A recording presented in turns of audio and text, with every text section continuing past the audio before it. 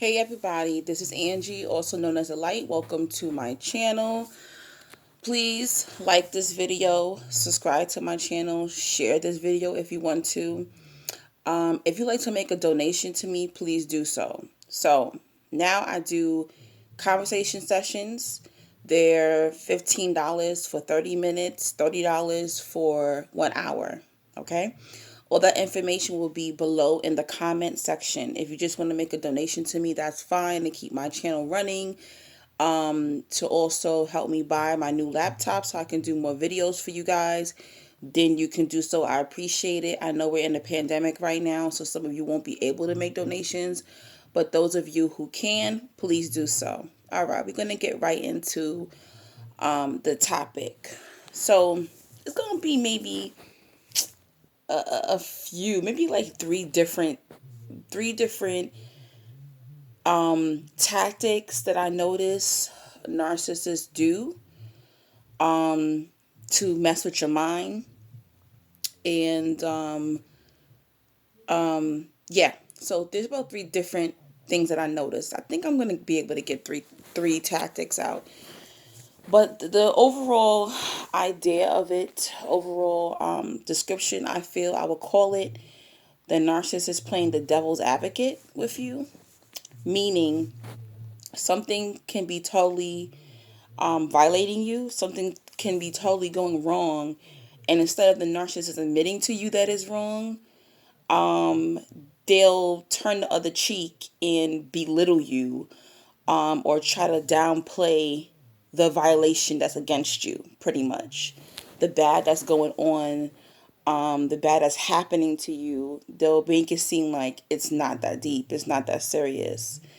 And this is like a strong indication, like if you're friends with someone or lovers with somebody and you're going through something or something happened to you, whether it's a big violation or a small violation, you don't deserve disrespect, okay? If you are a genuine person, you don't deserve disrespect, pretty much. This is something I noticed that all the narcissists in my life did. So let me give you an example.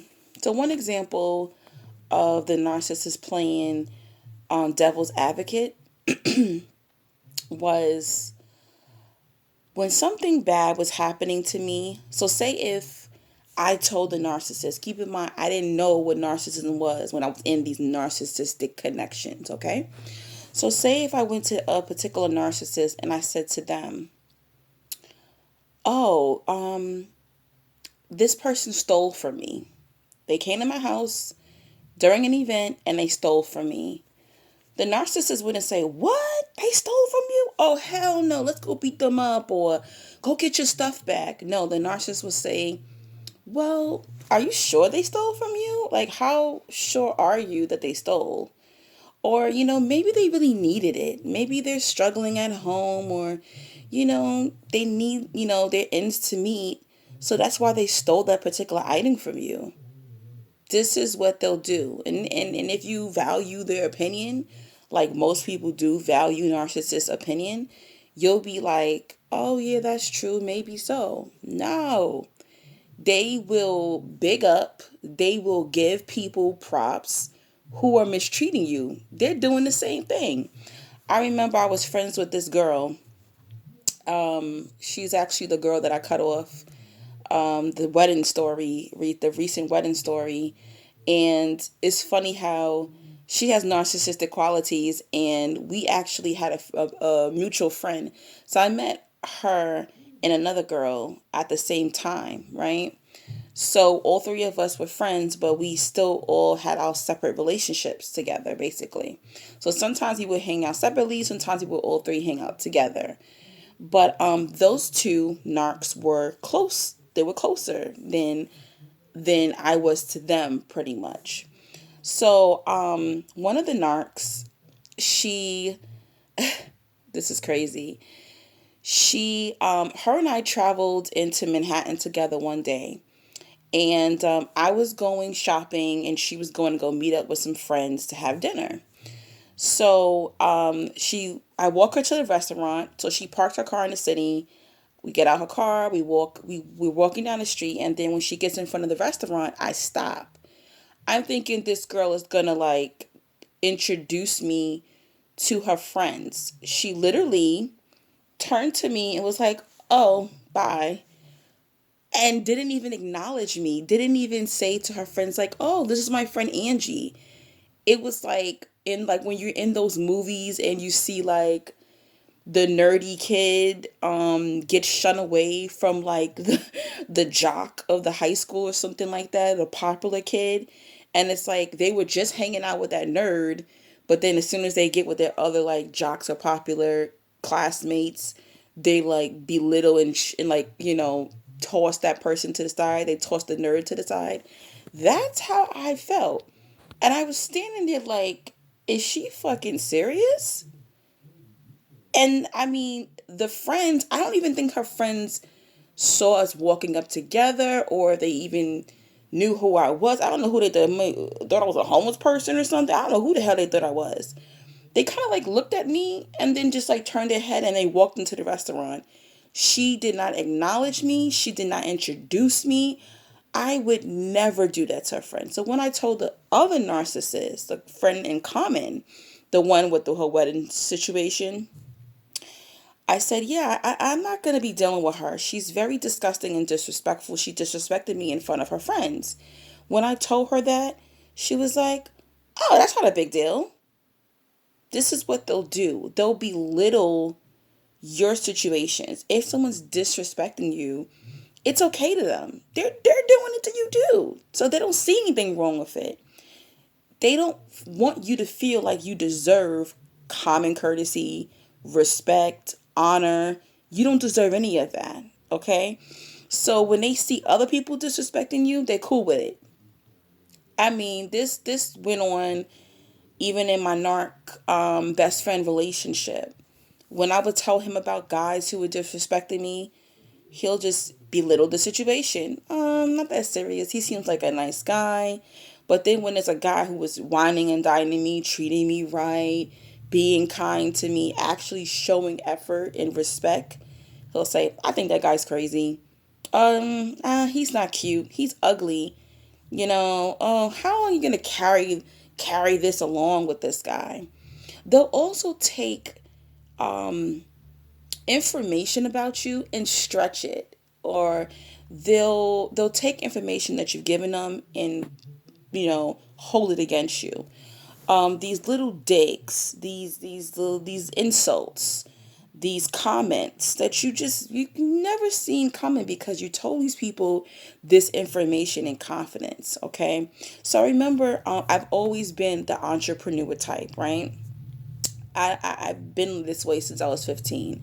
I feel more comfortable working on my own. I don't know if it's because I'm an empath or that's just what God intended for me, but I feel more comfortable being my own boss, have work, making my own schedule.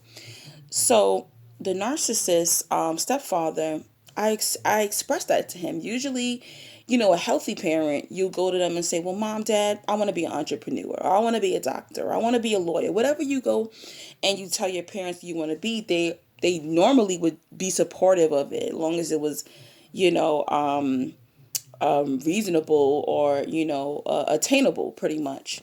So I've always did hair. I've been doing hair since I was 15 years old. I went to school for it when I was 18.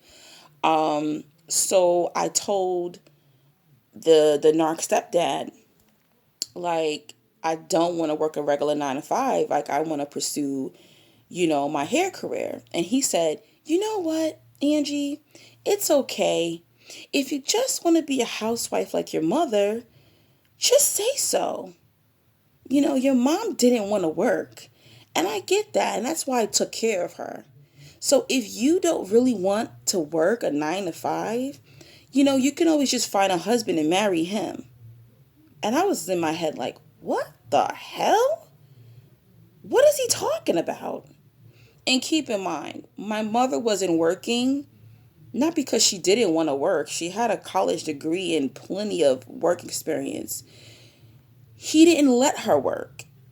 A lot of narcissists don't let their wives or husbands work. They want full financial control so you won't be able to leave them. and she allowed that bullshit to happen to her. But I went to him and told him, this is my idea. I want to be an entrepreneur. How can you support me? And he turned it around and said, it's okay, you don't want to work. What? This is what the narc will do. They will take your dreams, your visions, and belittle you. Keep in mind, they don't want you to have your individuality because they don't have an individuality. Most narcs I know, they're in these secure type of jobs, like government jobs, city jobs, things that allow them to be around tons and tons of people. Retail, oh my gosh, these quote unquote secure jobs, and that also gives them access to be around many people. That's something that I do notice. But back to the topic, they take this information and they'll twist it around and have you thinking like the abuse that you're enduring from other people is correct. Your visions, your dreams are unrealistic. You're being lazy. You don't have any visions. You don't really have any dreams. Whatever you want is not attainable.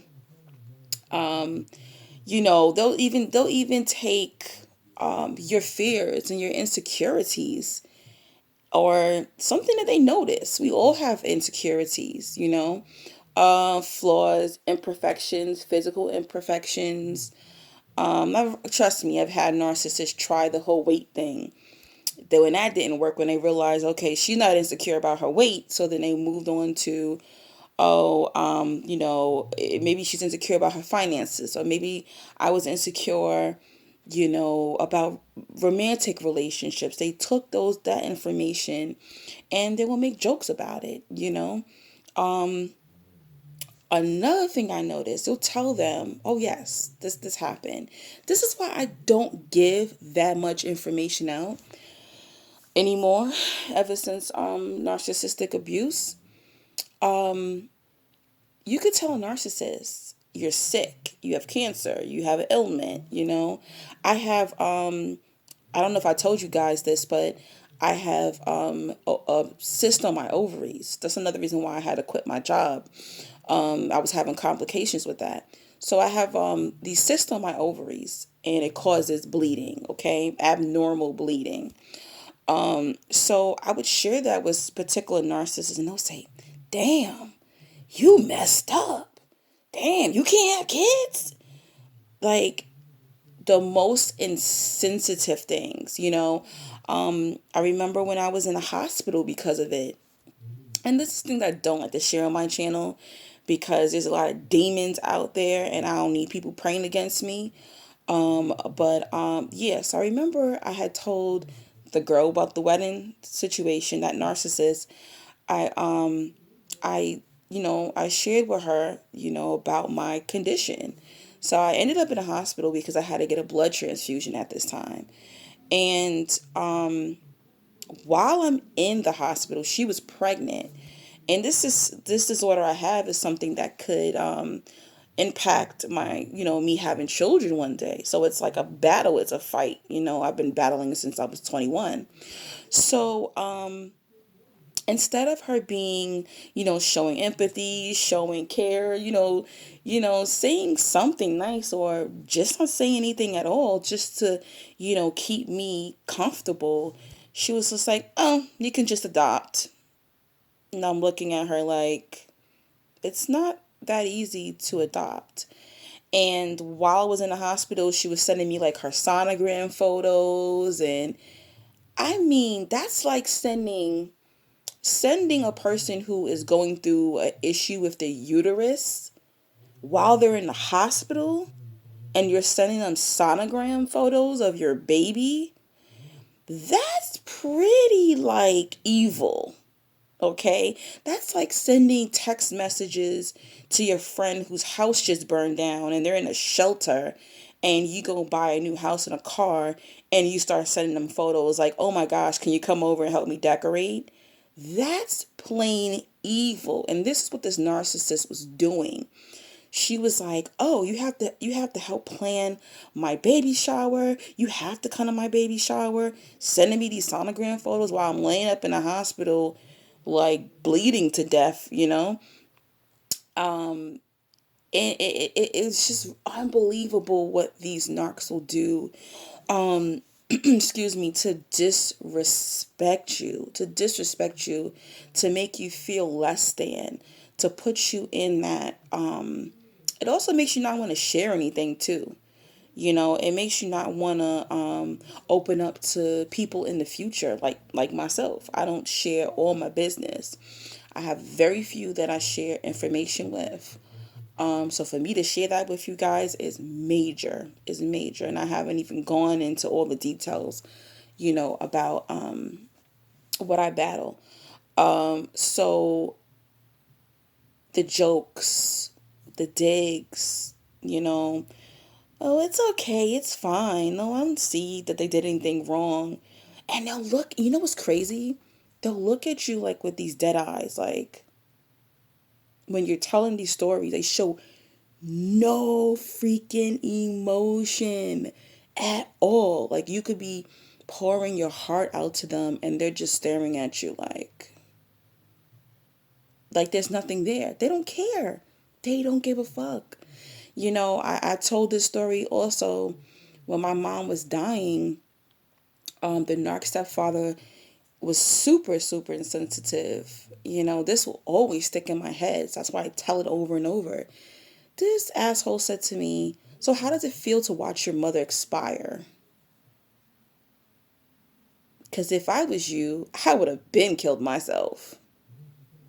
This is how low and disgusting. They abuse you, they beat you down, they take your confidence, and when you can't get back up, when you don't even have the strength to wash your ass and go to work, when you don't even have the strength to get up and look cute and do your hair, get a haircut, they'll tell you, "What's wrong with you? You used to be so confident. You used to have a lot going on for yourself. You just gave up on yourself. What's going on with you?" This is what they do. My ex narc, he did that to me too. Beat me down, stripped away my confidence. And then when I didn't even have the confidence to want to do anything in my life, he was saying, "I don't need motivation to do anything, but you just need motivation for everything. Oh gosh, get up off your ass and do something." What? After they stripped everything from you, is when they'll turn around and tell you, "Get off your ass." So these jokes, these digs, these, devil's advocate tactics, pay attention to that. Pay close the jealousy. Oh yes, my little friend, he told me when he had to leave his parents' house, he went to go stay with his best friend. He had no idea the guy was a narcissist. He said he was off one day and he decided to look good that day. So, because, he works like at a fish market. So he's always in like, stinky attire. He's always in a uniform, a jumper like that you have to wear at work. And he said that day, I just got good. I looked good. I put my shirt on, my new shirt, new jeans, new boots. Went and got a haircut. I wanted to feel good because I'm always stinking and I'm around seafood all day. And he said his narc best friend looked at him and said, "Oh, you think you better than me? You think you think you're more handsome than me? You think you're fly?" And he's like, "What are you talking about? Oh, you got on new shoes, new jeans, new shirt. You're not better than me. You're the same." Sometimes these narcs will show their true colors. They're not gonna hide it all the time. You'll get that. You'll get that. I had a narcissist say to me once, "How'd you get him? You don't even have a degree. I have a college degree. And I don't know how you got that engineer guy, because I can't even find a guy who's an engineer and I have a college education. I have a master's degree and you don't." Sometimes their ego will be revealed. All right, that's my time. My light went out, so that's why it went dark. I will continue to do more videos. Hopefully, you recognize some of these tactics and you don't get fooled and you stay in your light and you stay in your confidence. Peace and blessings.